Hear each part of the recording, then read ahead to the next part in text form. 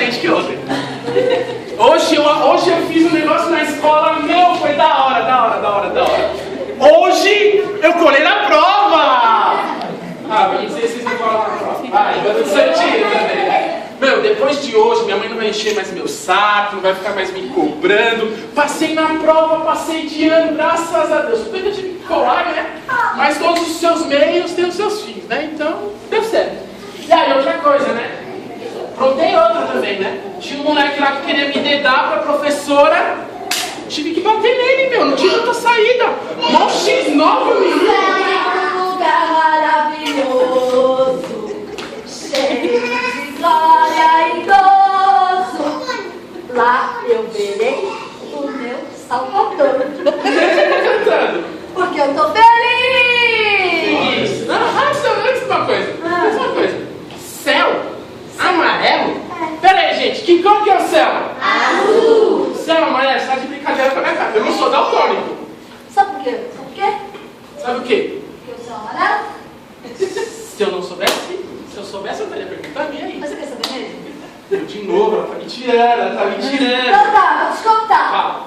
Porque o céu amarelo é do meu Jesus. Não entendi. Lá no céu do meu Jesus, vou te contar o que tem lá. Você quer saber? Tá me tirando, você tá me Mas você quer tirando. saber? Lá no céu do meu Jesus não tem choro.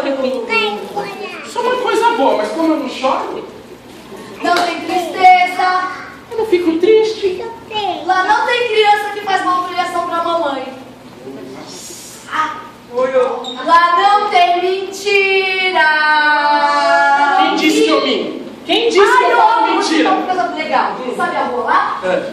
Toda de ouro. Tem ladrão no céu? Lá não tem ladrão. Ainda bem, né? O céu tinha levado tudo embora.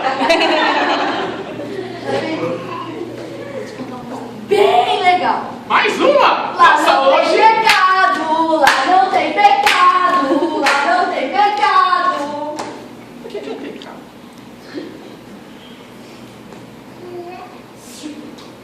Meu coração é sujo e o seu também. Nossa, hoje ele tá Meu muito coração é sujo e o seu também.